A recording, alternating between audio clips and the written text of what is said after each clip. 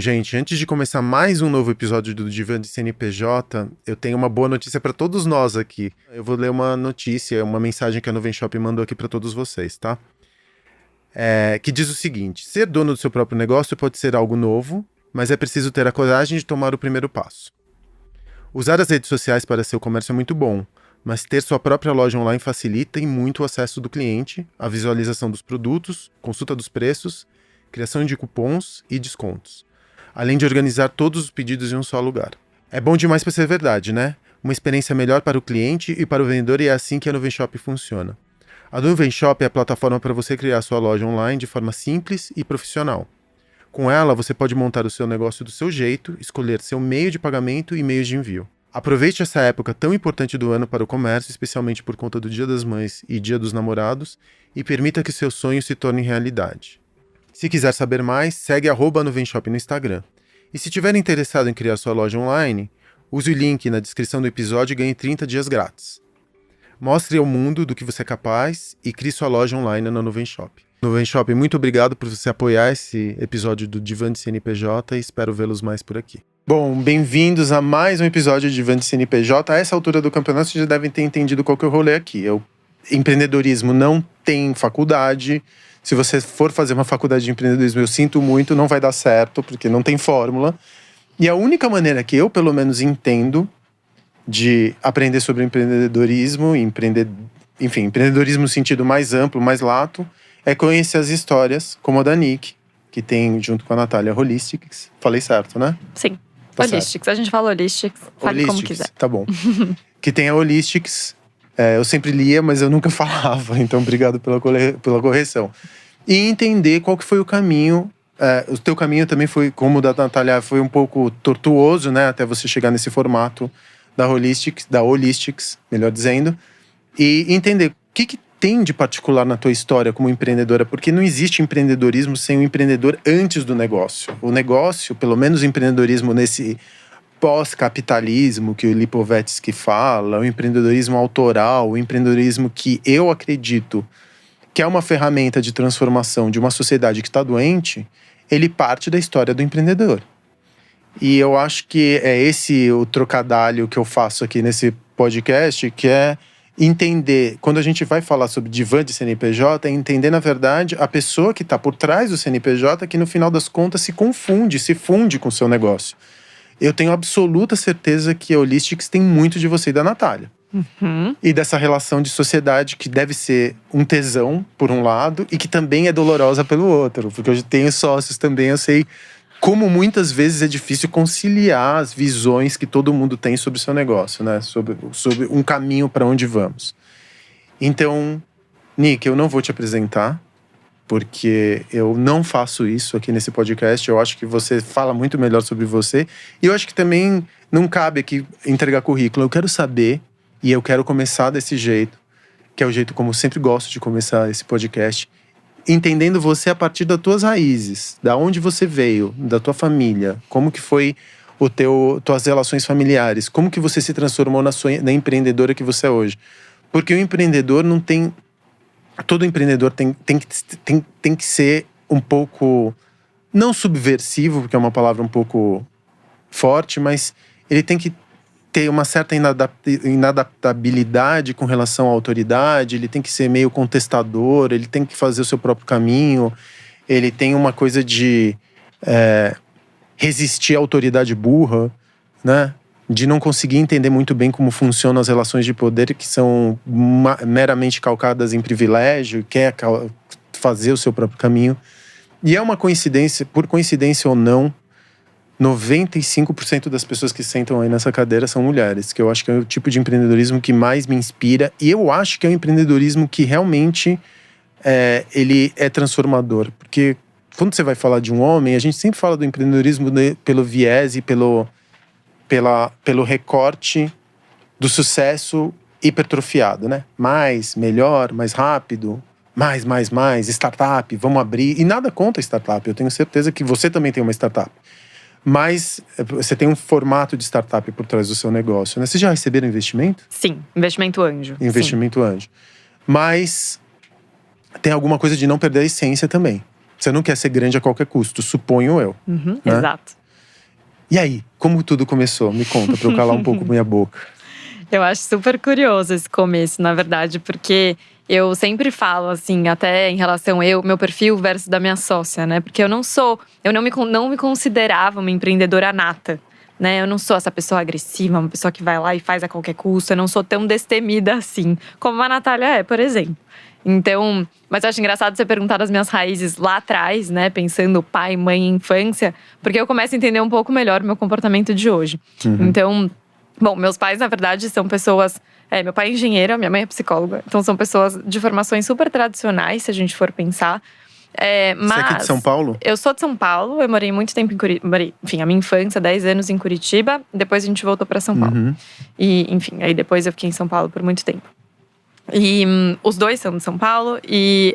Na verdade, eu acho que justo pela compreensão de que eles tinham formações tradicionais, que eram pessoas que eram, né, formações tradicionais mesmo, assim, pessoas que não eram super artistas, não eram super criativos, enfim, eles entenderam que eu, como criança, já apresentava sinais de uma criança super nerd, super quieta, super tímida. Eu fui uma criança assim. E aí, quando a gente veio para São Paulo, eu justo fui estudar numa escola, que eu acho que foi o primeiro momento aí que explica um pouco a minha história, que é uma escola construtivista, que é a Escola da Vila. A Escola da Vila é uma escola que fala de construtivismo, foi pioneira no construtivismo no Brasil. E eu brinco que eu lembro que a minha primeira aula na Escola da Vila eu estava, sei lá, na 3ª série, e uma criança que estava acostumada a fazer competição de tabuada e ir muito bem, obrigada, na competição de tabuada. Eu lembro que eu cheguei lá e a primeira aula era vamos montar um jornal. Então, vamos se dividir, né, em grupos, e o trabalho de vocês na próxima 1 hora é montar esse jornal, entender a ordem do jornal, entender a lógica desse jornal e montar um jornal. Para a cabeça de uma criança que estava lá na tabuada, pane geral, né, completamente desesperada. Mas eu estudei nessa escola até o 3º ano do ensino médio. E eu acho que foi muito… Hoje eu agradeço muito os meus pais por isso. Foi muito coerente da parte deles entender que a formação que eu precisava de uma escola era diferente, de repente, da base que eles podiam me dar. Ou que eles entendiam que, né, eu teria dentro de casa. Então, para mim, esse é um primeiro momento, porque eu acho que a educação hoje ela precisa ser complementar ao que a gente tem dentro de casa, né? Não necessariamente simplesmente um reforço dos valores que a gente acredita e acabou. Então, nesse sentido, eu lembro dos meus pais, assim, bem bravos com algumas coisas que a escola fazia, mas entendendo que era justamente a formação do ponto de vista educacional que eu precisava, como complementar ao que eles iam me dar. Não, o que você está falando é perfeito. Eu também vejo a mesma coisa com a minha filha. Eu quero dar uma formação mais abrangente possível, porque qualquer empreendedor, para a gente voltar para o campo do empreendedorismo, ele é um generalista, né? Quanto mais áreas de saberes você tiver, quanto mais ferramentas você tiver… A gente tem uma coisa que é muito ocidental e é muito fruto do capitalismo, da produção, de compartimentar o saber. Então você vai estudar para ser isso. Você vai estudar para ser aquilo. Eu sou engenheiro de formação. Mas aí eu também fiz jornalismo, que é muito importante hoje da maneira como eu me comunico. E eu fiz, sei lá, ciências sociais, fiz mestrado e doutorado em ciência política, porque a política para mim é um vapor que no final das contas emoldura tudo. Tem a armação do mundo, qualquer relação é política. E é muito doido também quando você vai para uma escola da Vila de formação construtivista, você aprende a se comunicar, né? Eu me lembro que a gente fica com uma coisa meio… é muito Hakuna Matata, é muito cirandeira, é muito abraça a árvore. Mas aquelas crianças, elas não têm… A relação é muito mais horizontal. Você aprende a negociar, a falar, a se expressar, a colocar para fora os seus sentimentos. E isso te forma como empreendedor. Basicamente, qualquer empreendedor, ele precisa ser um comunicador também. Sim. Aí você sai da Escola da Vila, que deu a tua formação ética, né? A tua formação, a fundação da tua educação. E você vai fazer o quê? Tem o que eu queria fazer e tem o que eu fiz. O que você queria fazer? Eu saí da Escola da Vila. Eu sempre quis ser escritora. Então eu tinha isso muito dentro de mim. Eu sempre gostei muito de ler. Era uma coisa que, desde muito pequena, era o que eu queria fazer. E aí sim, a formação dos meus pais, enfim, a visão deles era muito do tipo, não é família rica, você não vai se virar não sei se vai dar certo, bora fazer uma coisa que vai garantir o pão, e aí depois você vê o que você faz. Massa. Né? Então rolou isso também. Mesma coisa aqui. Né? Eu queria ser arquiteto. Mas eu acabei sendo engenheiro porque meu pai falava, você vai morrer de fome como arquiteto. Mas depois a gente dá umas voltas e acaba fazendo… Mas eu também agradeço ter feito engenharia. Tem todo o seu lado bom. Eu também acho. Então, eu sou marqueteira de formação. Então, eu fiz administração em marketing. E aí, num lugar muito diferente do que eu vim, nesse sentido. Em qual faculdade? Eu fiz SPM. E em São Paulo, assim, super tradicional. Assim, pessoas que vêm de escolas também super tradicionais. Então, eu vivi uma bolha. Eu tenho total consciência disso. Dentro do alto do meu privilégio, eu vivi essa bolha. Mas uma coisa que vem da Escola da Vila, que eu acho que atiçou muito, que hoje eu vejo que é muito da minha personalidade também, que aí sim me faz perceber que talvez essa coisa do empreendedorismo sempre estivesse dentro de mim, é a curiosidade. E assim, parece clichê falar, mas é o gostar de aprender. É o gostar de não saber e ir no detalhe, ir a fundo e depois voltar para entender do ponto de vista, né, com mais perspectiva, o que dá para fazer com aquilo. Então, eu brinco até hoje, a gente está muito acostumado. E depois, né, sou marqueteira de formação, fui trabalhar em grandes empresas. A SPM é uma faculdade que, à época, formava pessoas para serem executivas de grandes empresas. E esse foi o caminho que eu trilhei por muito tempo. E hoje eu falo muito… Eu tive uma conversa hoje, né, com uma pessoa do nosso time. E eu falei, poxa, a gente acha que quanto mais a gente vai crescendo, do ponto de vista de cargo e status, menos envolvida nos detalhes a gente tem que estar. E eu discordo completamente. Porque eu acho que o que realmente entrega valor, hoje em dia, para qualquer empresa, para qualquer marca, para qualquer produto, para qualquer serviço, é o detalhe, é a excelência. É aquele extra mile que a gente fala. Se você, como empreendedor, como dono do negócio, como, sei lá, qualquer pessoa, mesmo no alto do seu privilégio, do ponto de vista de status e cargo, não descer lá embaixo, você não vai entregar. Nick, mas ao mesmo tempo não é meio… Eu entendo o que você tá falando do detalhe, mas eu sou da filosofia dos… Olha, os 20% de esforço que entrega os 80% do resultado. Porque muitas vezes a gente fica completamente obcecado pelo detalhe e ninguém percebe. Principalmente no momento em que tá… Você vai perceber, com certeza, como empreendedora. Mas no momento onde todo mundo tem déficit de atenção, eu às vezes acho assim, nos meus lugares, por exemplo, eu não quero ser o melhor. Eu não tenho esse tesão pelo melhor. Ter 3 estrelas Michelin, 2 estrelas Michelin. Se quero uma estrela Michelin, não quero. Isso também te enlouquece. E tampouco quero ser o maior. Não quero montar 28 mil operações. Mas eu tô nesse rolê de querer ser o mais memorável. Porque o mais memorável, ele vai permitir a recompra, a fidelização. As pessoas, na verdade, não compram produto, né? Você sabe disso muito melhor do que eu. Elas compram um marcador de memória. Elas compram uma transformação, especialmente no teu campo, né? Quando você tá falando de wellness, saúde, no sentido mais holístico da palavra saúde, ele é uma saúde que a gente diferenciava muito corpo e mente. E hoje eles estão completamente integrados, né? Essa diferenciação de corpo e de mente é quase socrática, assim. A gente pensar corpo e mente como algo completamente cindido.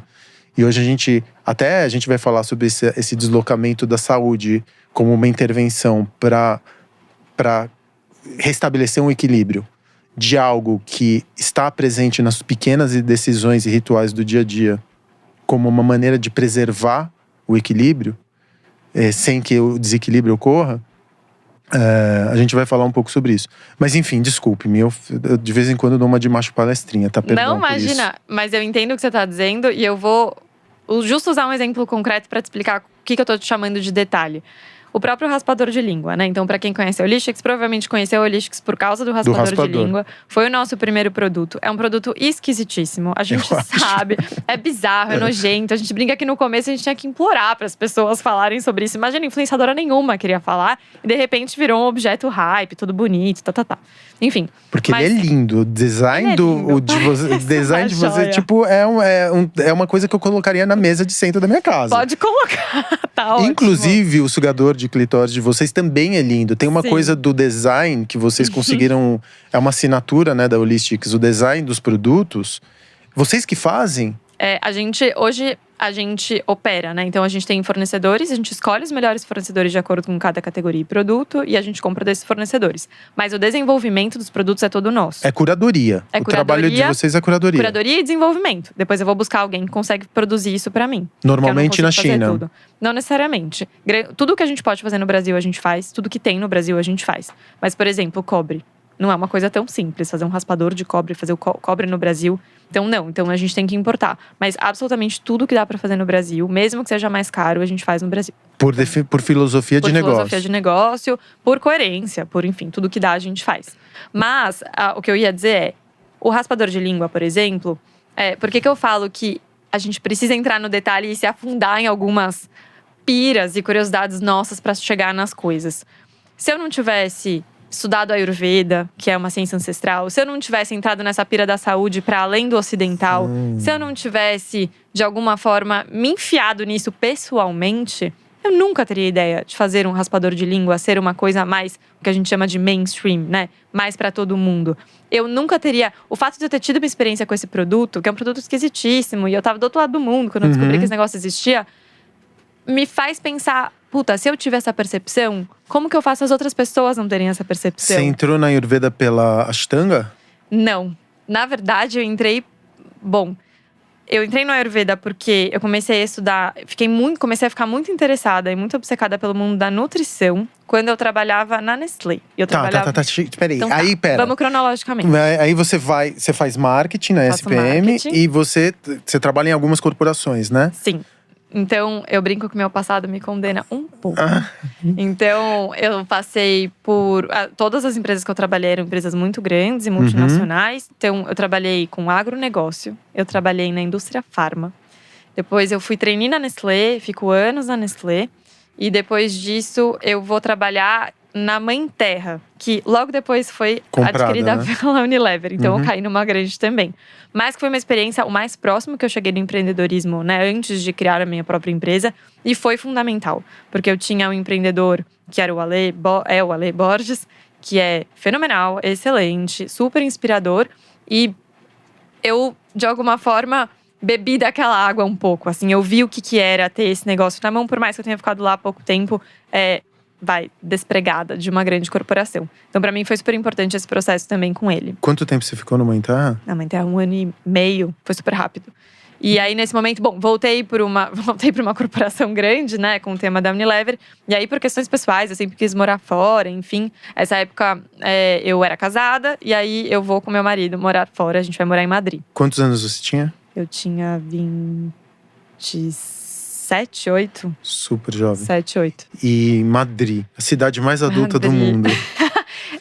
Eu brinco que eu nasci com 80 anos e tô voltando, assim. Eu sou bem pé no chão. E agora eu acho que eu tô ficando cada vez mais leve.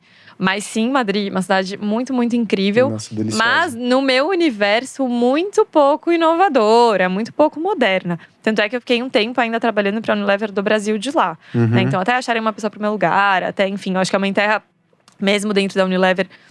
pelo menos o que eu posso dizer desse momento, tinha muita coerência em relação ao time. E eu era uma pessoa muito apaixonada por aquele mundo. Então eu tinha toda a bagagem tradicional e técnica do marketing que se precisava para tocar aquela área. Mas eu era uma pessoa muito apaixonada. Você é vegetariana? Eu fui vegetariana. Eu cheguei a ser vegana, fui vegetariana. Hoje, por várias questões, eu sou super flexível em relação a isso. Mas não sou estritamente vegetariana hoje.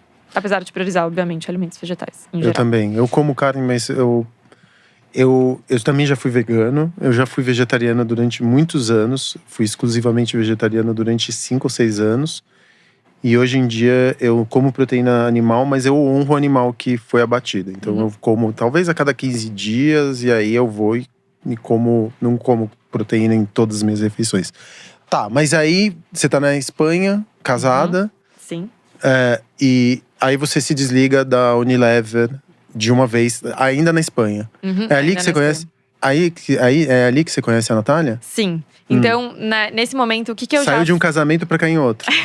Mais ou menos. É muito mais casamento. Ih, sociedade é muito mais casamento que casamento, tô gente. ligado. É maravilhoso e, às vezes, não tanto. Mas, sim, eu não tenho um A pra falar. Mas, basicamente, o que acontece? Eu, fico trabalhando no Brasil um tempo. Nessa transição, eu já sabia que em algum momento eu ia sair da Unilever, né? Não tinha nem como. E eu sabia que essa experiência da Mãe Terra me atiçou muito a vontade de pôr mais a mão na massa. Porque eu acho que isso é uma coisa que eu percebi muito, assim. Que essa é a minha vontade, quando eu falo de entrar no detalhe, é de pôr a mão na massa, de produzir coisas.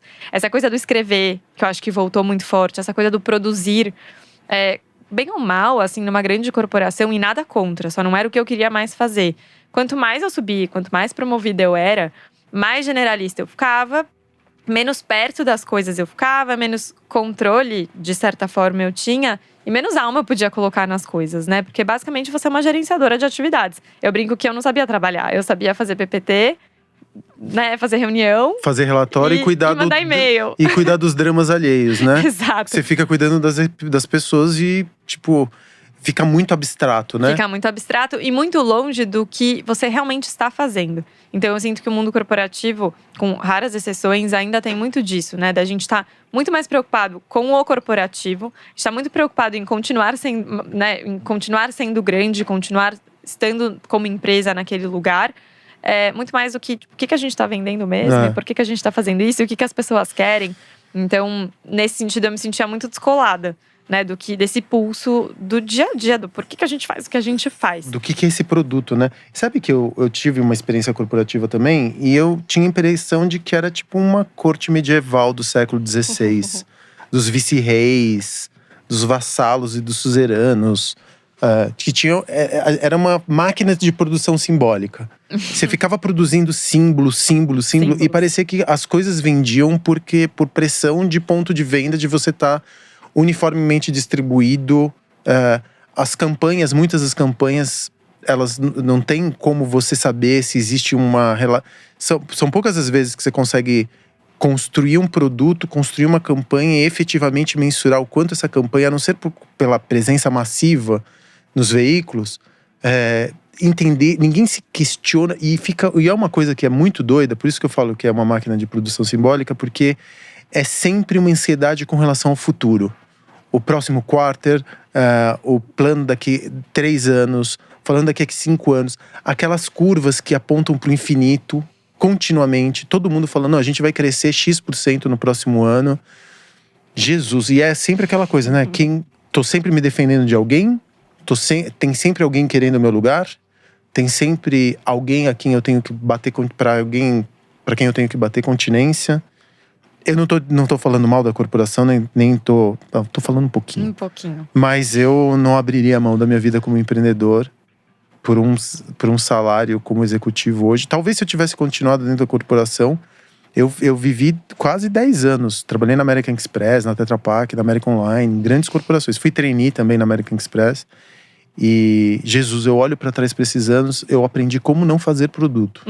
É importante porque te ensina pelas avessas, né? Sim. Mas é uma experiência muito importante. Não, muito importante. Hoje eu só consigo fazer o que eu faço hoje porque eu passei por isso. Acho que tem isso também, sabe? Eu honro muito a minha trajetória. Eu também. E eu acho que a gente pode falar de corporações de um modo geral, mas tem empresas e empresas. E a gente não pode esquecer que as empresas são feitas de pessoas. Sim. Né? Então, a profissional mais excepcional que cruzou meu caminho, que é a minha chefe na Nestlé, que é a Raquel Miller. Então, tipo, ela tem nome, sobrenome. É uma pessoa, assim, completamente fora da curva. Até os 32 anos, ela era, sei lá, dentista. E ela é a marqueteira mais fenomenal que eu conheço na minha vida. Porque eu acho que ela não vem com todos esses vícios. Ela é uma pessoa que entrava numa sala e falava, vamos pensar como seres humanos. Tipo, o que você faria? Se você fosse impactado por essa peça de mídia performance que você tá propondo, você compraria esse produto? Pô, se você não fez essa pergunta pra si mesmo, como é que você vai colocar isso na rua, sabe? Então, sim, eu acho que, de forma geral, as pessoas estão descoladas do que efetivamente está acontecendo. Porque é muita burocracia, é muita pressão, sim. E essa coisa que você falou do planejamento é muito curioso. Ontem mesmo eu tive uma reunião a gente vai fazer uma collab com uma outra marca. E aí elas falaram, é pra 2023. E eu assim, meu Deus do céu, eu estou pensando no fechamento do meu mês. Eu não sei onde eu vou estar em 2023. Eu não tenho a menor ideia do que vai acontecer. Eu sei onde a gente pode chegar, eu sei que eu vou dar muita raça, eu sei que a gente vai estar viva. Mas o que exatamente eu vou estar fazendo, eu não tenho a menor ideia. Nem qual é o produto, né? Porque Sim. você está construindo uma marca, uma plataforma. E o meu próximo passo depende do passo que eu tô dando agora ou do sucesso do passo que eu tô dando agora. Ou né? do fracasso. Porque muitas vezes você consegue pivotar porque você recebeu um fracasso aqui. Tem tanta história de sucesso que surge, né? Do adubo do fracasso, se você quiser chamar desse jeito. Eu comecei meus negócios, meu primeiro negócio não deu certo. Com certeza. Aí o meu segundo negócio deu certo, mas talvez se eu não tivesse falhado, eu não estaria aqui hoje. Eu agradeço muito o meu primeiro negócio. Mas enfim. Sim. Enfim, então é isso. Essa é a minha base, assim. Então a minha base é, sim, de multinacionais. O que me ajuda demais no meu dia a dia de trabalho mesmo. E me traz esse lado metódico, que é meu já de personalidade, mas me dá um pouco de estrutura. Eu preciso saber que eu tenho ferramentas concretas e que eu passei por algumas experiências para conseguir fazer o que eu faço hoje. Que é isso, inclusive, que faz eu ser, nesse sentido, tão complementar à minha sócia. Então, sim, estamos lá em Madrid, né? Eu já tinha, na verdade, quando a gente foi para Madrid, eu já sabia que a Unilever era uma coisa que ia acabar, do ponto de vista de tempo. Então, até acharem uma pessoa para o meu lugar. E eu já tinha começado um projeto que tinha muito a ver com esse universo de alimentação, que é a comunidade do que vocês veem Holistics hoje, mas lá no começo, lá atrás, no começo meio que do Instagram, também era um momento muito preliminar das influenciadoras, era muito diferente. E com essa minha vontade de produzir, de escrever, sei lá, mesmo não sendo jornalista, não tendo feito letras, eu tinha muita vontade de colocar essa mão na massa. Fui muito impulsionada e muito ajudada em todos os sentidos, principalmente emocionalmente, pelo meu ex-marido. Então fez toda a diferença, ele é publicitário de formação, ele me ajudou muito nesse processo. Então, obviamente, isso me influenciou. O nome dele qual é, pra gente agradecer também? Ele chama Juca Batiston. E aí, o que aconteceu, na verdade, foi… E ele é, inclusive, um dos investidores lá do início, né? A gente teve um grupo de pessoas, amigos, que a gente chama de Friends and Family, né? Tradicionalmente. Amigos e família. Pessoas que apostaram a gente lá no começo. Então, sim, que ele me ajuda muito nesse sentido, até por ter uma visão de audiovisual. Hoje, ele trabalha como diretor. Então, ele tem uma visão audiovisual que eu não tinha à época. Então, ele me ajudou. Ele trabalha na Holistics? Não trabalha na Holistics, mas me ajudou no começo do projeto. Entendi. Então, acho que nesse sentido, era só um projeto de conteúdo. Eu sabia que isso podia ser maior. Eu já sentia essa necessidade muito latente. Tipo, na minha cabeça, o plano do que seria, que a gente teria produto, que a gente teria uma comunidade muito linkada a isso, que a gente tinha que educar as pessoas em relação a pequenos hábitos. Isso já estava muito mapeado, assim, já estava muito claro na minha cabeça. O que é? Deixa eu te perguntar uma coisa. O que é a Holistics? Não é o produto, imagino eu. Ele transcende o produto, é uma plataforma. A gente considera a Holistics hoje uma plataforma. Por quê? A gente nasceu do conteúdo e a gente, muito antes de ter produto, já tinha essa plataforma de conteúdo, que era muito baseada em redes sociais, mas a gente tinha site, a gente tinha outras formas de se comunicar com as pessoas. Mas o Instagram era maior, é onde o nosso público-alvo tá, então a gente começou por lá. Mas, por que a gente chama de plataforma? Porque eu não posso jogar um produto na cabeça das pessoas, principalmente um raspador de língua, um sugador de clítoris. Por que vocês começaram com o raspador de língua? O raspador de língua, vou contar cronológico, porque aí a Nath já tá presente nessa história. Então, nesse meio tempo, eu conheço a Nath. Conta essa história. Como que você conheceu o teu sócio? Eu conheci… Foi uma conexão pessoal, na verdade, foi via… Juca, meu ex-marido, então ela namorou um amigo dele, ela morava em Madrid, ela é casada com um espanhol, naquela época ela tinha acabado de ter filho, assim, foi uma loucura. E aí a gente até brinca que ela tava de licença maternidade, um pouco antes de ter filho, acho que ela já tava de licença, e ela viu no Facebook, nossa, o Juca, aquela pessoa, amigo do meu ex-namorado de 8 anos atrás, está em Madrid. E aí ela escreveu pro Juca no Facebook, e aí ele falou, tem uma brasileira, blá blá blá blá. E eu, gente, eu não vim pra cá pra conhecer. Porque eu brinco que brasileiro fora do Brasil, acho que só porque é brasileiro tem que ser amigo, né? E eu falava, mas não, gente, eu não quero. Depois, né, deixa eu conviver com as pessoas daqui, deixa eu viver a cultura daqui. Eu queria trabalhar lá, eu queria ter essa vivência profissional lá. Eu tinha isso muito forte. Te enrolou muito pra encontrar. Um dia a gente se encontrou, né? E aí, eu lembro que foi no primeiro almoço, ela já tinha tido, nessa época ela já tinha tido a primeira filha e bebê com o marido. E aí a gente começou a conversar, o que você faz, o que eu faço? Ela tinha acabado de sair também do trabalho dela, ela vem no mercado financeiro, então tem uma trajetória muito diferente da minha. Sempre trabalhou em fundo, M&A, private equity, então sempre com esse olhar muito financeiro, mercado financeiro bruto mesmo. E tinha feito MBA no IESE. Então ela tinha muita noção, o marido dela também hoje tem uma própria startup, nessa época trabalhava numa startup, então ela tinha vivido esse mundo mais recentemente. E a gente começou a falar, ela tinha muito claro que ela queria trabalhar nesse universo de saúde e bem-estar, por vontade. Ela é uma pessoa que sempre fez muito esporte, enfim, criança e adolescente, sempre gostou muito desse mundo. E vinha muita oportunidade de trazer coisas até que já estavam acontecendo no Brasil. Chás funcionais, algumas bebidas, algumas coisas que já estavam acontecendo para a Espanha. Então, assim, nessa época nenhuma das duas tinha a menor pretensão de voltar para o Brasil. Que ano que foi isso? Isso faz 3 anos. 3 anos, super recente. Faz 3 anos. Ontem, a Holistics fez 3 anos agora, exato.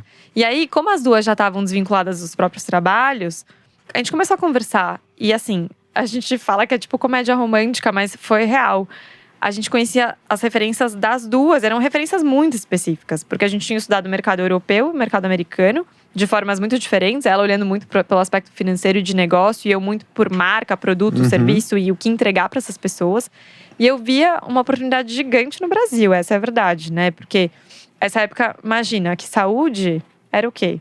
Fitness, né? Era blogueira fitness, né? Era tanquinho. E tinha algo de alimentação acontecendo, algo nessa indústria parte natural de orgânico, acontecendo. né? Já começando, mas assim, era só isso. E saúde não é fitness e comida, né? Saúde é muito mais do que isso. E eu vi uma oportunidade muito grande também de descomplicar esse mundo, que parece muito complexo mesmo, né? A gente fala que, puta, você já tentou comprar um óleo essencial? Socorro, né? É um caos. Você precisa de educação, você precisa de direcionamento. Alguém precisa te explicar, alguém precisa curar isso pra você. E te falar a real sobre isso. Porque quantas marcas estão aí também querendo te entuchar coisa que você acha que você não precisa. Que muitas vezes parece marketing multinível, né? Exato. Normalmente é marketing multinível. Eu não tava querendo dizer, mas obrigada por você colocar isso. Eu posso falar tranquilamente. Então, nesse momento a gente se conhece, a gente vê que tem muito fit e muita complementariedade. E eu acho que uma coisa que eu e a Nath a gente sempre teve em comum é muita responsabilidade, pé no chão. Então as duas estavam muito comprometidas. E a gente não tinha muita opção. Nenhuma das duas tinha muita grana, assim, a gente tava com dinheiro guardado dos próprios trabalhos. A Nath tinha queimado todo o dinheiro também no MBA. Então, assim, apesar de ter vindo no mercado financeiro, assim, era o dinheiro que tinha de reserva. E a gente meio que colocou tudo que a gente tinha nesse lugar. Então, a gente se juntou, tudo que a gente tinha foi o suficiente pra gente caminhar 2, 3 meses pra fazer documentação, pra abrir empresa, CNPJ. A gente brinca que você parte já de uma burocrinha que custa caro. Não, você abriu essa aqui no Brasil, tudo? Lá na Espanha. Tudo na Espanha? Sim, a gente fez a tudo Holistics de lá. é espanhola? A Holistics é espanhola. O projeto já tinha começado no Brasil e eu falava para o público brasileiro, mas a nossa ideia, como a gente não queria voltar para o Brasil, a nossa ideia era espelhar a estratégia do Brasil e fazer ao mesmo tempo esse desenvolvimento na Espanha. E quem cuidava da Holistics aqui no Brasil? Nada, gente, remoto. Mas Tudo digital. Pré-pandemia, a gente não sabia que dava para fazer tanta coisa online ainda. Pré-pandemia. Mas já tinha ali dentro a ideia de vender produto. Sim. A Holistics, ela nasce para fazer o quê especificamente? Além de ser uma plataforma… A história de vocês me lembra um pouco Glossier, assim, de… Sim. A gente adora a Glossier como referência. Glossier? Eu não sei, eu falo Glossier, sei lá. Glossier porque é uma empresa de conteúdo, cuja filosofia de conteúdo acaba sendo decantada e se transformando em produto. Então você não compra um produto, você compra a filosofia e a maneira de ver o mundo que tá por trás do negócio. E tem uma maneira deles comunicarem que é muito leve, é muito bonita, as lojas são maravilhosas, enfim. É um puta de um case, né? Pra quem trabalha especialmente com beleza, bem-estar, é um puta de um case. E vocês já tinham na ideia da empresa vender produto, vender curso, vender plataforma? Que vocês… Vender assinatura? Qual que era o teu modelo de negócio?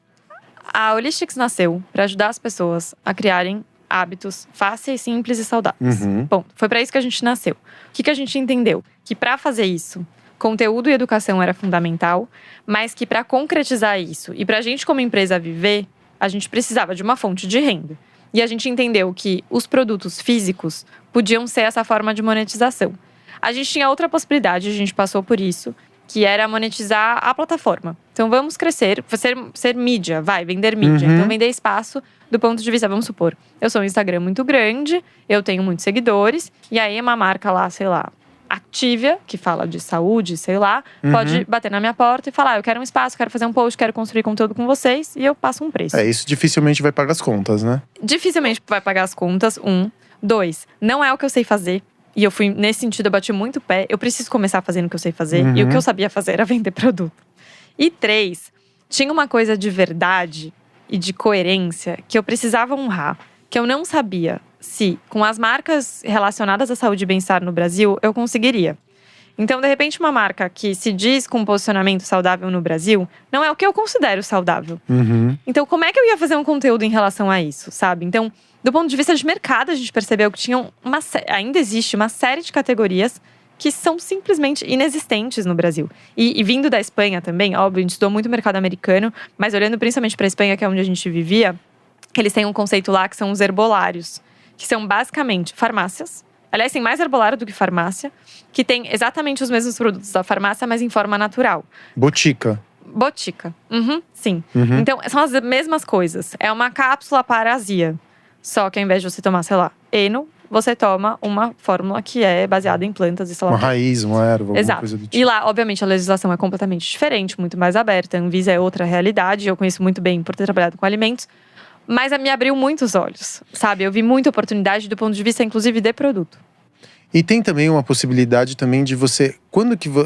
Aí a gente tá falando do campo da ciência. E a ciência é uma ferramenta cega. No sentido de que ela tá sempre correndo atrás. Eu não tô falando que ela é cega, mas ela tem um grau de imprecisão, né? E principalmente quando você tem uma legislação que é muito rigorosa como a brasileira. A norte-americana eu acho que até nem é tanto, né? Não, inclusive é bem mais flexível que a brasileira. Bem mais flexível. Mas de uma determinada forma você também previne a sociedade de consumir, sei lá, snake oil, óleo de cobra que fala que tem uma propriedade medicinal e não tem. Como que eles se relacionam com esses tipos de promessas que não acabam acontecendo ou que não tem comprovação científica? Eu sou filho de um homeopata, tá? Eu vou te falar que a história da homeopatia pra mim… E que se você for pensar do ponto de vista científico… Se você for usar a ciência ocidental… Eu não tô falando pela matriz oriental, mas pela ciência ocidental… Não faz o menor sentido. Não, eu sou um engenheiro. Eu falo pro meu pai, ele tinha um repertório que se chama repertório de Kent. Porque é diferente, né? O remédio não é feito para combater o mal. Ele é feito pro paciente. Então, as primeiras sessões são sessões de terapia. Você tem que saber quais são as particularidades daquele paciente, porque isso vai determinar qual que é o remédio de fundo dele. Mas assim, eu falava, pai, não tô entendendo, porque isso aqui não tem… se você vai pegar a quantidade química de você vai para aquelas potências, aquelas dissoluções enormes, você fala, não tem mais molécula de propriedade do composto medicinal dentro desse composto que você está vendendo. Não faz… não, mas é que as moléculas energizam porque elas vibram numa determinada frequência e o solvente acaba sendo vibrando na mesma frequência energética. Aí você entra num campo que a ciência não consegue dar conta. Como que isso se resolve? Vindo de uma indústria que é uma indústria utilitarista, quase militar, né? Que a indústria de alimentos e a indústria farmacêutica, eu por ter trabalhado na indústria de alimentos, elas se confundem pro bem e pro mal, né? Eu como sou engenheiro de alimentos, eu tenho especialmente no passado, da onde eu vim, a gente também mata vendendo alimento, né? Com certeza. Matava, mas a longo prazo e com um abracinho. Como que você consegue resolver o fato de que muitos desses compostos não se relacionam com a ciência ocidental, com sabedorias e saberes que não são os centrados no Ocidente? Eu não estou dizendo que eles não têm ciência, porque não dá para dizer que, por exemplo, um povo aborígene, originário, não tenha os seus saberes, né? Só que eles não são sancionados pelo homem branco, hétero, cis, que tá aqui determinando o que é ciência e o que não é. Como que você se relaciona com isso? Eu tô fazendo uma pergunta muito complexa. Mas a gente vai falar sobre isso, porque é meu tema preferido. Vamos lá. Porque eu entendo… Primeiro que não dá pra resolver e não tem resposta certa, eu não tenho a menor ideia. Eu posso dividir com você a reflexão que a gente tem todos os dias quando a gente pensa sobre dentro da Holistics. Eu me considero uma pessoa extremamente cética, em geral, e bem pragmática. Então, a minha tendência é achar que o que a gente chama de medicina aqui no Ocidente é a verdade. Então, se não tem estudo científico, eu não vou acreditar e ponto. O que eu percebi? E eu estudei outras coisas também, né? Então, eu fiz uma formação de saúde holística, eu estudei Ayurveda, agora eu estudo medicina chinesa, fitoterapia, enfim. A minha conclusão é, o que a gente chama de medicina, na verdade, é o sistema médico ocidental. É o jeito ocidental de ver a saúde, alimentos, ou seja o que for. Existem outros sistemas muito mais antigos que eu acho que saberes é um ótimo termo, mas dá a sensação que é menos ciência. E é o que você falou, não é menos ciência. É só baseado em uma outra lógica. Então, de repente é empírico. De repente não foi um estudo científico do que a gente chama hoje de confiável, estatístico, sei lá o quê. que vai comprovar que aquilo funciona ou não. Mas vamos pensar no Ayurveda, que é um sistema médico que eu conheço mais. É um sistema médico completo. As pessoas acham que é terapia, que é massagem, que é tipo uma coisinha ali que você faz. É um sistema médico completo e arrisco dizer que muito mais complexo que o sistema médico ocidental. É um sistema médico de 5.000 anos, que foi baseado em observação, em testar coisas nas pessoas e ver o que acontecia. De pessoas que estavam com um olhar muito, arrisco dizer também que muito mais interessado na cura do que talvez o sistema médico atual. Que, desculpe-me te interromper, e eu fiz essa reflexão pela tua fala, é cruzado pelo dinheiro. Exato. Quem hoje coloca dinheiro para os estudos científicos ocidentais aparecerem? Quem está financiando isso? Não estou falando que é todo mundo. Eu sou a maior fã da ciência ocidental e o que a gente vê hoje do ponto de vista de resultados de estudos científicos, enfim. Aliás, inclusive na Holistics, vou chegar lá, mas a gente não lança nada e a gente não fala nada do ponto de vista de produto que não seja uma intersecção entre esses dois olhares. O que a gente acredita só é que são complementares. Que sistemas médicos, eles podem se conversar. Eles só partem de uma outra lógica. São outros símbolos, outras formas de chegar, às vezes e muitas vezes, no mesmo lugar. É só pensar o que a gente está descobrindo hoje no Ocidente em relação a, sei lá… O intestino é o segundo cérebro. O cogumelo. O cogumelo. Bom, esse eu não vou nem entrar, que tem uma questão moral aí, que, meu Deus. Não acho que é uma questão moral, não. O que acontece é que foi abafado porque ninguém se interessa em… não existe interesse econômico em você tirar seu remédio da natureza.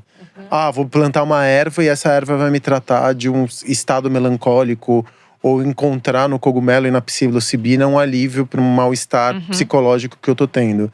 Eu entendo também, tem uma coisa é você usar às vezes o saber científico, esse que a gente fala de prova, contraprova, publicado, que cria um composto, que cria um remédio que vai ser utilizado, enfim, por alguém que está procurando uma cura. Você fala, bom, eu não vou… É o que aconteceu, por exemplo, com a psilocibina, com o LSD, com os psicotrópicos, os mais diversos, né? Pelas substâncias alteradoras de consciência. Você fala, eu vou tirar os estudos daqui porque não me interessa que as pessoas… não quero… você não estudar também é uma ferramenta de controle, né? Claro. E aí você não tem comprovação científica, logo é perigoso. Mas você não estudou porque você queria vender remédio de tarja preta. Exato. Né? Sim, com certeza. Mas eu acho que é isso, assim, a reflexão que a gente sempre faz. E o que a gente decidiu trazer também como Holistics a gente não vai excluir, a gente vai incluir. Não é eu vou abraçar cegamente a homeopatia e eu só vou trazer coisas que têm a ver com esse universo e eu vou convencer as pessoas de que a homeopatia é o rolê. Porque também tem muito o que você falou, né? O seu pai, ele sabe o que está por trás da ciência que ele estava te explicando, ou por trás daquele remédio ou medicamento, ou sei lá, qualquer ferramenta que ele estava usando. É que a gente, por não entender os outros sistemas, e aí pra mim entra o tema do detalhe, da curiosidade, de realmente ir a fundo nas coisas, a gente simplesmente fala, não serve pra mim. A gente não entende os sistemas médicos orientais e outros sistemas médicos que não são os nossos, a ponto de ter ferramentas e realmente conhecimento suficiente para falar, isso não funciona. Né? Eu conheço, assim, milhares de médicos hoje que estão justo fazendo esse processo. O meu médico, ele tem uma formação super tradicional e ele foi para o caminho do Ayurveda, da medicina chinesa, hoje trabalhando diretamente com esse tipo de substância, porque ele é um cara que entendeu que ele consegue tratar muito melhor os pacientes dele se ele entender isso como um todo e como complementar, porque se está chegando aos mesmos lugares de outras formas. E nesse sentido, quanto mais a gente integrar, mais rápido a gente vai chegar a soluções. Total. Porque a gente separa também saberes ocidentais e orientais, tem uma fratura, né? Sim. Você vai, por exemplo, eu me trato muito com acupuntura. Tem algumas dores, né? E, sei lá, dores musculares. E eu me trato direto por acupuntura. E eu tenho a impressão que eu tô trapaceando em algum lugar aqui atrás. Eu chego para falar com o Henrique Fucassi, que é o meu acupunturista, que me trata, sei lá, faz 20 anos. Ele tem ali um escritório no centro da cidade, na Praça da República. Todas as vezes eu falo assim, mas por que você tá pegando esse atalho? Eu saio de lá falando, eu deveria estar tomando, sei lá, um anti-inflamatório ou alguma coisa do gênero. E não, e todas as vezes que eu saio do consultório dele, eu saio melhor. Não é. Aí eu fico falando, não, é efeito placebo. Que também tem a história do efeito placebo, pra você justificar algo que não funciona. Mas isso eu acho uma coisa super interessante. Que é preconceituoso. Preconceituoso, exatamente, preconceituoso. E uma coisa que eu penso muito, que a Holistics também sempre pregou e vai continuar pregando, é o tema da autonomia. Então, a sua saúde é sua. O seu médico é uma ferramenta que você tem pra usar e abusar, né? Você pode ter um leque de possibilidades. E sim que com muita responsabilidade e obviamente com direcionamento técnico, você pode escolher e montar quais são essas ferramentas que você vai usar dentro desse portfólio possível e testar em você. Se a acupuntura, se você sente que funciona, mas você vai fazer e tá tudo bem. Então, nesse sentido, eu acho que a gente tem que se ver um pouco mais dono da nossa própria saúde, entender melhor o que essas pessoas estão fazendo, de onde elas vêm, sobre o que elas estão falando e qual que é esse nível de conhecimento que elas têm, pra criar a sua própria sua caixinha ali de Pandora, sabe? E você trabalhar com o que você tem disponível. Mas eu vejo as pessoas perguntam muito, né? Elas estão na Holistics mesmo, às vezes é uma coisa que não tem nada a ver, e as pessoas veem a gente como uma amiga confiável, assim, do tipo, por mais que às vezes é uma dúvida específica sobre uma coisa que a gente nunca nem falou sobre, nem resolve, mas as pessoas, elas sempre perguntam coisas pra gente que, na verdade, eu gostaria de voltar com uma outra pergunta, do tipo, o que você acha? O que você sente que pode fazer sentido? Terapia. Que profissional você acha que poderia te ajudar? Então, eu acho que às vezes a gente realmente delega, sabe? É igual ir pra nutricionista com todos os exames feitos e falar, me ajuda. E a nutricionista vai te perguntar se você faz o básico. E a gente sabe qual é o básico. E a gente não faz. Então, tem esse lugar também de pegar as rédeas da própria saúde, sabe? E isso é uma coisa que eu acredito demais. E que, por melhor profissional, que, né, um médico, por mais preparado, ninguém sabe tudo. E ninguém conhece seu corpo melhor do que você. Agora, deixa eu te fazer uma pergunta. Eu queria que você falasse um pouco sobre essa grande narrativa chamada wellness, né? Que eu acho que ela surge ali nos movimentos da década de 70. Eu já fui investigar um pouquinho da onde tinha vindo essa grande macro categoria que hoje você vai comprar gasolina, fala não, porque o cheiro da gasolina evaporando é wellness, então você está no campo da memória afetiva. Eu queria que você falasse um pouquinho dentro dos seus estudos, que eu imagino que você deve ter mergulhado muito sobre esse assunto, como que a cura vem no começo do século XX ali, como alguma coisa terapêutica, depois ela vem como uma intervenção, depois ela vem como uma ferramenta de autonomia para você não terceirizar mais sua saúde, e como que dentro dessa macronarrativa de cura ou wellness entra o sugador. Que é muito bonito. Eu acho que o produto sugador, ele cristaliza uma maneira de você… Primeiro, a cultura aqui em cima. O que aconteceu com a pandemia? Eu acho que a pandemia, o grande produto da pandemia é o sugador. É o que saiu dessa pandemia pra mim, é a maneira como… não só o sugador, mas o que aconteceu, por exemplo, com todos os vibradores. Que eles saíram do campo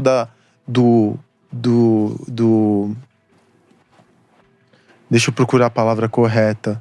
Do vexatório, daquilo que causava vergonha, que a gente não se falava, que também está conectado, né, com as lutas políticas das mulheres, o feminismo de uma determinada maneira, de entender que saúde sexual não deixa de ser saúde, que gozar faz bem para todas as esferas da tua existência, mas essa transformação que aconteceu com o sugador, para mim, cristaliza uma mudança muito importante na maneira como a gente vende produto. Foi uma subversão, o sugador, de estar dentro de um sex shop para ser vendido e ser incensado e para você ver uma pessoa que tem dezenas de milhões de seguidores mostrando sua coleção de sugadores e de artefatos e tudo mais.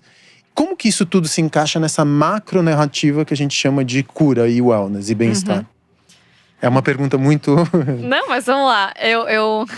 Eu tô cansada de falar isso e as pessoas que trabalham comigo também estão cansadas de me ouvir falar. Não, mas é importante falar, porque eu odeio, e talvez seja bem incoerente, eu odeio a palavra wellness, eu odeio a palavra bem-estar. Eu acho que são termos que a gente tentou abranger um monte de coisa e, na verdade, são palavras que não dizem nada. É muito de privilégio, né? Extremamente de privilégio, principalmente da forma como a gente aplica isso hoje em dia. E, bem ou mal, assim, também como negócio, eu tenho um público-alvo, eu tenho um recorte. Não, eu não vou poder falar com todo mundo. É impossível. Então, eu entendo que como negócio, como marca, eu vou atender um público específico que está disposto ou tem poder aquisitivo para pagar X ou Y num produto. Né? Então, tá tudo bem também. Nesse sentido, eu durmo super bem à noite, tá tudo certo. Mas como plataforma, e aí vamos lembrar que a gente faz conteúdo de graça e a gente quer falar com muito, muito mais gente, inclusive, do que as pessoas que compram os nossos produtos. Eu entendo que, e aí eu iria mais longe, né? Eu tô falando de repente, algo que começou há 5.000 anos atrás. Quando a Ayurveda surgiu, quando a medicina tradicional chinesa surgiu. E naquele lugar, não era um lugar de o campo da saúde. Não tinha o campo da saúde, o campo do trabalho, o campo dos relacionamentos, o campo de… Gente, saúde, bem-estar, wellness, é viver. Tá presente em absolutamente tudo que a gente faz. É o como a gente se fala, é como a gente se relaciona. Eu não consigo pensar, eu acho até curioso a gente colocar essas coisas numa caixinha. E eu me questionei muito, assim, do ponto de vista até de posicionamento de marca, mas não só. Será que cabe o tal do sexual wellness dentro da Holistics? A gente se questionou em relação a isso. Eu escrevi sobre isso, inclusive, na semana passada, que foi, enfim, a gente falou do Dia da Mulher e tal. E eu me questionei muito, falei, será que a gente não tá colocando uma moda dentro de um lugar que, na verdade, é estrito ou é reservado pra gente pensar no nosso cuidar mais básico, né? Nos mini hábitos, nas coisas simples, enfim.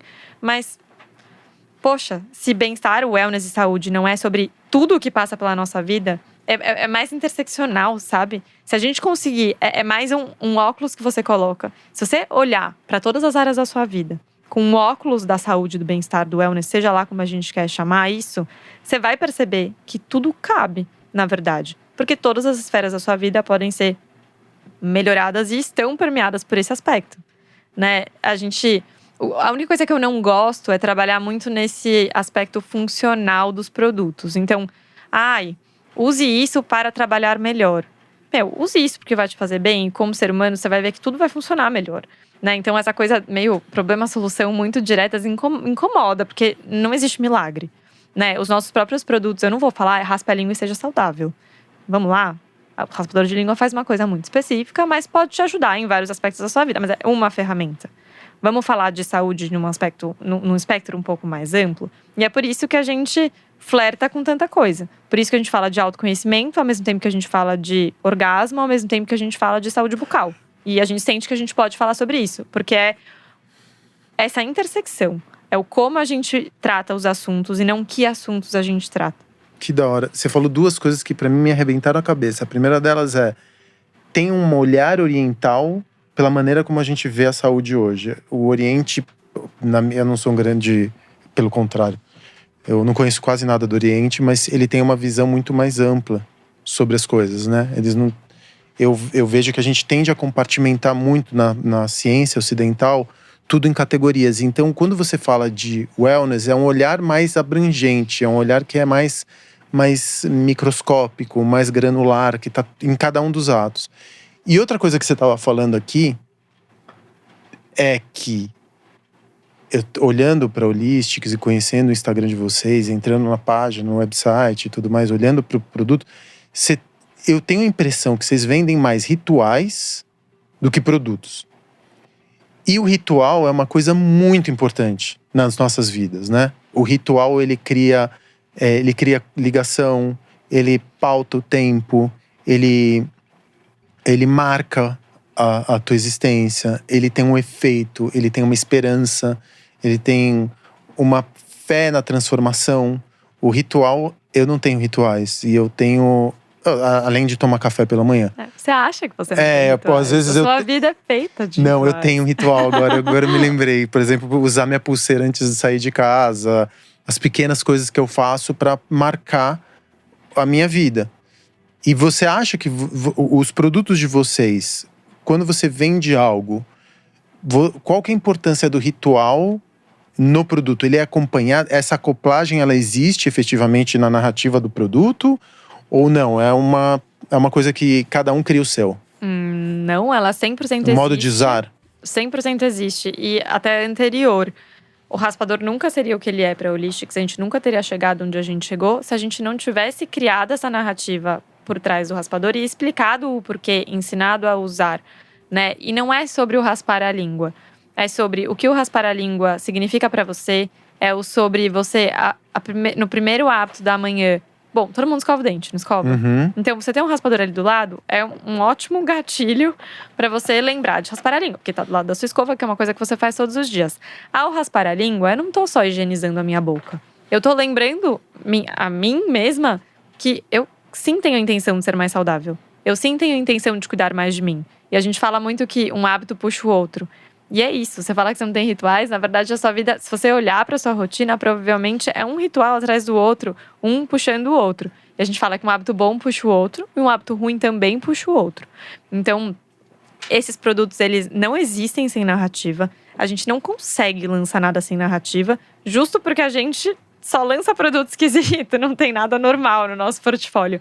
Então, se eu não ensino as pessoas a usar, ou se eu não explico e se eu não exponho o porquê a gente acredita nisso, porque basicamente a gente nunca vai lançar uma coisa, assim, 100% dos nossos produtos são produtos que a gente olhou e falou, eu queria que isso aqui tivesse no mundo. Então eu vou lançar porque eu acho que mais gente pode se beneficiar disso. E assim, eu consigo contar a história de todos, porque todos têm isso muito forte. Quantos são hoje, Nick? A gente tem 40 SKUs. A gente tem produto mesmo, a gente deve ter uns 23, 24. Sempre muda, porque a gente E qual que é o teu carro-chefe hoje? O raspador de língua ainda? O raspador foi o primeiro produto, né? Então, uma coisa que a gente fala bastante, que prova que essa tese funciona, e aí a gente fala que a Holistics, na verdade, o nosso sucesso do ponto de vista de negócio tá muito mais no como a gente faz as coisas do que a gente tem na mão. Então, a gente sabe muito bem criar hábitos. A gente aprendeu a fazer essa narrativa, aprendeu a chegar nas pessoas do melhor jeito possível. E, obviamente, sempre se sofisticando, sempre melhorando. Mas esse é o nosso asset, nosso maior ativo de negócio. É o nosso conhecimento do time, o tal do playbook que a gente fala, que é o que a gente construiu de como criar um hábito. Quantas pessoas tem na tua empresa hoje? Hoje a gente tem 40 pessoas. Uau, é gente pra cacete. É gente pra caramba, né? É muito legal. É muito legal. Deixa eu te fazer uma última pergunta. Você me falou aqui quando a gente começou a nossa conversa que a Holistics é uma startup, certo? É uma startup que é muito dependente de venda de produto hoje, né? E você acabou também de dizer, você disse ali atrás que você tinha passado por uma primeira rodada de investimentos. Isso significa que quando você está recebendo uma rodada de investimentos, você tem um plano de escalabilidade, você sabe para onde você vai. Eu preciso pagar esse povo de volta. Você tem que pagar esse povo de volta. E eles não estão comprando o teu presente, eles estão comprando o teu potencial de futuro. Sim. E uma participação e uma aposta nesse potencial de futuro. Tá, então você tem uma empresa que é uma plataforma, que tem 40 e tantos SKUs, que é produto, dentro de um mundo, especialmente pós-pandemia, onde você vai fazer e-commerce e digital, que é um jogo de gigantes. Você está concorrendo com os grandes. E você tem uma marca muito forte. Eu não tenho nenhuma dúvida disso. Mas a gente já, por exemplo, a Amazon é super predatória quando encontra um nicho e começa a criar produtos e tem uma capacidade de clonagem. Bom, clonagem é a maneira como as grandes corporações crescem, né? Elas identificam um nicho, clonam ou compram e aí criam uma vertical dentro das suas grandes plataformas. O teu futuro, ele vai continuar dependente de futuro, apesar de você ter uma marca muito forte que está sendo construída artesanalmente, com comunidade, com conteúdo, com filosofia, construindo rituais e tudo mais. Onde que está a digitalização disso? A digitalização disso continua dependente de produto ou o teu futuro vai para o curso? Ou vai para as experiências presenciais? Ou vai…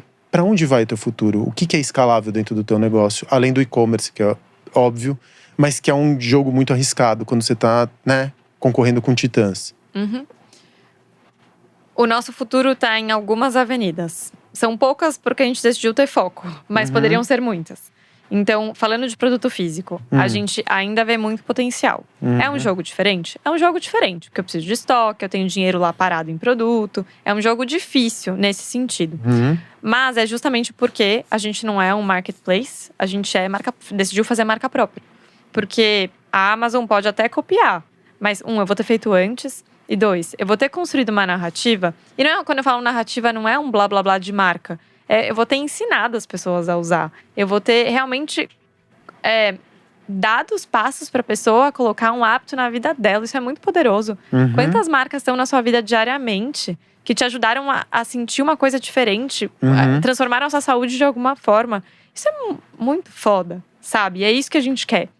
Então, nesse sentido, não é que eu não tenho medo, Mas eu acredito no valor que a gente entrega para muito além do produto. E a gente vai continuar fazendo isso. Porque, nesse sentido, eu também acho que a nossa expertise em rotina, em saúde, ir no detalhe, de conhecer esses sistemas médicos, entender o que falta, o que a gente pode agregar, como que a gente pode combinar outros hábitos que, de repente, no Ocidente passaram batido. Acho que essa capacidade a gente sempre vai ter. E é o nosso core, é o nosso coração, é como o nosso pulso bate. Então, a gente vai continuar fazendo isso e eu espero que a gente esteja, tenho certeza que a gente vai estar, porque a gente tá mergulhado nesse mundo, não consegue sair dele, sempre um pouco à frente. Então, sei lá, se a Amazon copiar meu raspador, eu já tô pensando num novo produto, já tô pensando numa nova coisa para trazer, que seja muito relevante. Então, talvez a gente não seja uma empresa que tenha 2.000 SKUs. A gente vai ter as poucas coisas que a gente acha que são relevantes, enquanto não tiver, a gente não precisa lançar. Então, mesmo dentro de produto, eu ainda vejo muito valor. O que a gente entende, assim, do ponto de vista de escalabilidade, que pode ser mais potente? Ir para o universo digital, falando de educação. E aí, quando eu falo de educação, não é a educação tradicional de vou dar um curso de como seu corpo funciona. Você pode conseguir isso, tem livros sobre isso, enfim, tá tudo certo. Agora, eu não conheço nenhuma pessoa que não fale, eu gostaria que minha rotina fosse mais saudável. Não sei por onde começar, meu trabalho me atropela, a gente vive num mundo que, nesse sentido, não ajuda em nada, só piora, só atrapalha a nossa vida. E a gente também não tá falando só de saúde física, a gente tá falando de saúde mental. Então, se é que dá pra separar essas coisas, né? De novo, um ser humano como algo integral. Então, sim que a gente tá olhando pro universo digital, estritamente digital, apesar dele sempre estar relacionado com o físico. Então, é óbvio que se você participar, por exemplo, de uma masterclass da Holistics, vamos supor, a gente vai fazer uma aula sobre rotina e ciclo circadiano e sei lá. Se eu te explicar como funciona o seu reloginho biológico e eu te explicar quais são as ferramentas que eu, como Holistics, te proponho em cada momento desse dia, você vai querer comprar. Provavelmente, se você se convencer, né? Se eu for eficaz na minha explicação e eu explicar o que acontece com o seu corpo quando você, por exemplo, faz isso ou aquilo. Então, existe uma intersecção forte de negócio, do físico para o digital, a gente acredita muito nisso. Mas mesmo no estritamente digital, assim, no que tange tocar as pessoas no universo 100% digital, independente do produto físico, tem muitos formatos, tem muitos jeitos de fazer isso. Então, um exemplo, não sei quando vai sair esse podcast, mas eu vou falar. A gente fez ano passado um piloto de um projeto que chama Jornada Holistics, que basicamente é usando o WhatsApp, Spotify, enfim, plataformas existentes. A gente guia as pessoas numa jornada por uma rotina mais saudável, que em 5, 10 minutos por dia você cumpre ali um desafio ou uma dica que a gente deu. Isso por 28 dias, super simples, 5, 10 minutos por dia. Então, a gente tá muito mais no olhar de prática. A educação no sentido de, tipo, deixa eu te ensinar uma coisa pequena. Faz essa coisa pequena. Pequenas transformações, né? Entende como isso vai pra você, como isso toca você. E vê o que você quer fazer com isso. Né? Então, é um impulso, é uma educação nesse sentido, né? O impulso é uma explicação, tem um pouco de teoria, mas muito mais prática. Então, tem formas de ir pro universo digital sem dar aulinha, sem dar curso. Né? E ajudando as pessoas no que elas mais precisam, que é no dia a dia com pouco tempo. E uma coisa que se fala muito nos dias de hoje é que todo mundo te procura por uma transformação. Que é uma palavra um pouco desgastada também. Eu não gosto muito de falar de transformação, mas tudo bem, uma vez que eu te toquei, como que você cria uma dobra na minha memória e como que você me faz acreditar que eu me aperfeiçoei depois que eu toquei o teu mundo, né?